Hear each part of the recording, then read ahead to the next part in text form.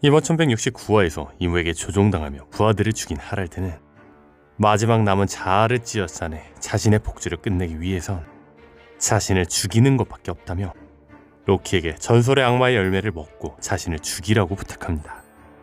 결국 로키는 보물창고의 악마의 열매 앞에 섭니다. 그런데 그때 그의 무기인 라그니르가 갑자기 로키를 공격하는 기이한 장면이 연출되었습니다. 이는 단순한 사고가 아닌 무기 자체가 명확한 자와 의지를 가지고 행동했음을 시사합니다. 원피스 세계관에서 사물의 악마의 열매를 먹이는 기술은 주로 동물계 열매에 적용됩니다. 실제로 검의 코끼리 열매를 먹인 스펜담의 펑크 프리드라는 검이 있죠. 그렇다면 라그니르가 로키를 공격했다는 것은 이 망치 속에 깃든 동물계 혼이 전설의 열매에 접근하는 것을 거부한 의지를 보였다 할 수 있을 겁니다. 다만 여기서 한 가지 주목할 게 있습니다. 그건 바로 로키를 공격한 망치와 라그니르가 다르다는 겁니다. 먼저 로키가 소지한 라그니르는 둥근 외형에 고유의 문양이 새겨진 형태입니다. 반면 로키를 급속한 망치는 문양 없이 각진 네모난 형태를 띠고 있습니다. 그렇다면 주목할 건 망치 옆에 꿈틀꿈틀이라는 의성어가 나왔다는 겁니다. 즉 라그니르가 아닌 로키를 공격한 망치가 악마의 열매를 먹었을 거라는 겁니다. 아마 이 네모난 망치는 금단의 열매를 관리하는 수호자일 확률이 높겠죠. 그렇다면 로키는 망치의 인정을 받고 열매를 먹었을까요? 현재 거인족이 대대로 숭배해온 태양의 신과 태양을 기르는 동지제의 의식은 모두 해방의 전사 니카를 향하고 있습니다. 따라서 엘바프가 숨겨온 전설의 열매가 사람 열매 모델 니카라는 점은 세계관의 개연성상 매우 높습니다. 그런데 로키가 이 열매를 먹었다면 현재 그는 니카의 능력을 사용해야 합니다. 하지만 13년 전 이 열매는 이미 CP9의 호송함에 있었고 샹크스에게 탈취당했습니다. 즉 로키는 이 보물창고 전투에서 열매를 먹는 데 실패했거나 혹은 누군가에게 열매를 빼앗겼음을 의미합니다. 다만 1142화에서 로키는 자신의 수갑을 모두 풀라며 라그니르로 아담을 내리쳤고 동시에 하늘에서 번개가 떨어지며 엘바프의 화재가 일어났습니다. 그리고 1143화에서 로키는 라그니르를 들고 말합니다.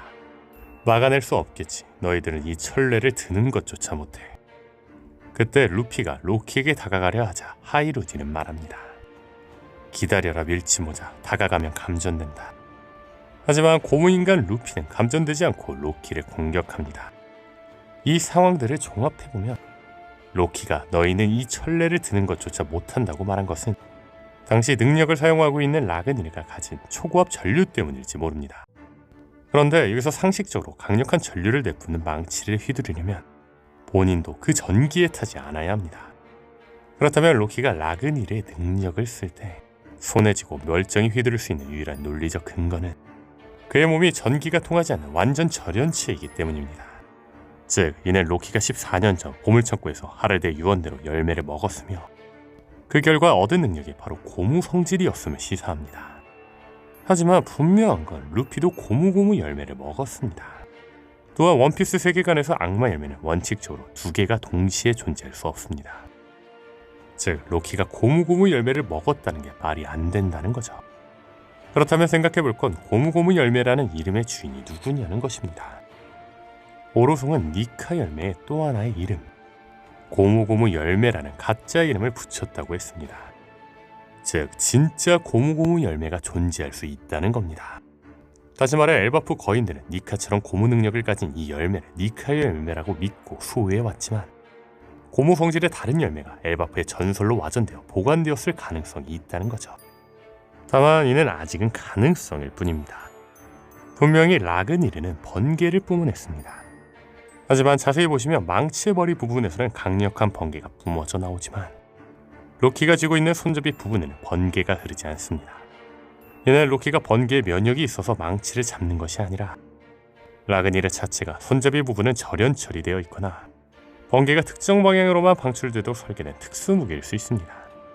따라서 로키가 굳이 고무 성질을 가질 필요는 없으며 그의 진짜 능력은 다른 곳에 있을 수 있다는 거죠. 게다가 계속해서 말하고 있지만 저는 로키의 능력이 펠리르일 확률이 높다고 생각합니다.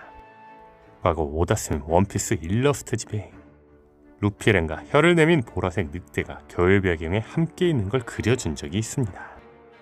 그런데 로키가 처음 등장한 곳은 겨울이 배경인 명계이며 원피스 111권 표지에 최초로 나온 채색된 로키는 일러스트집 늑대처럼 보라색 머리색에 혀를 내밀고 있었죠.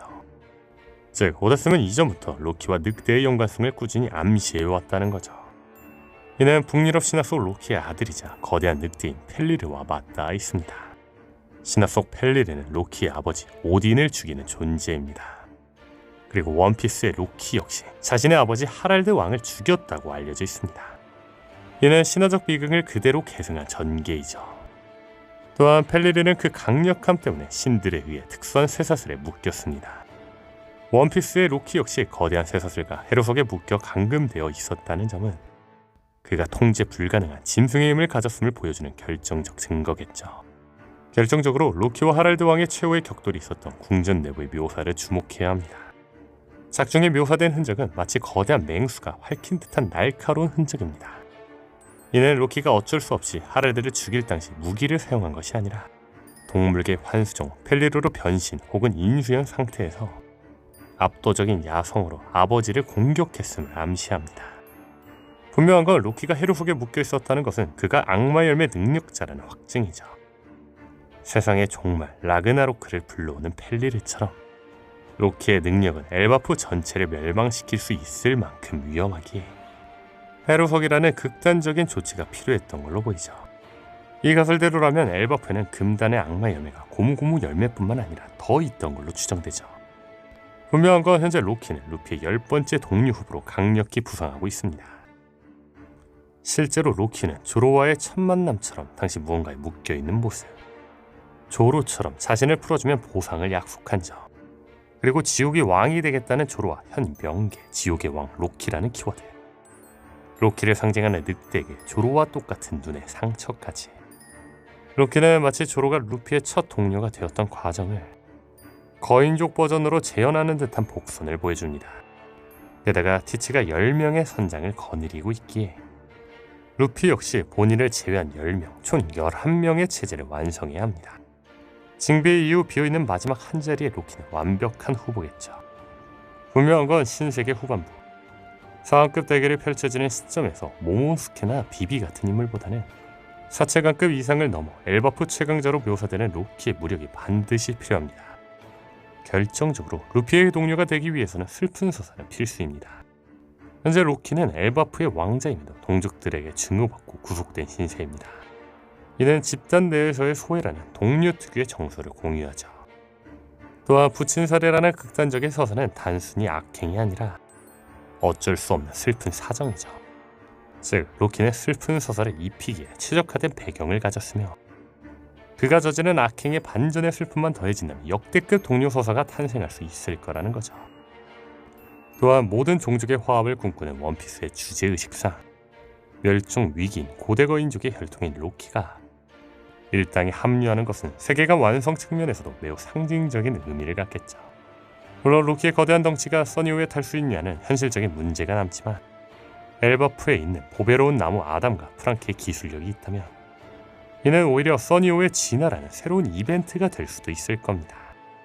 최종장으로 향하는 지금 사왕을 넘어 세계정부와 맞서기 위해선 진짜 고무 능력 혹은 펠리르라는 역대급 능력을 갖춘 로키의 영입이 밀즈모자 일당에게 가장 필요한 선택이 아닐까요? 오늘 영상은 여기까지입니다. 시청해주셔서 감사합니다.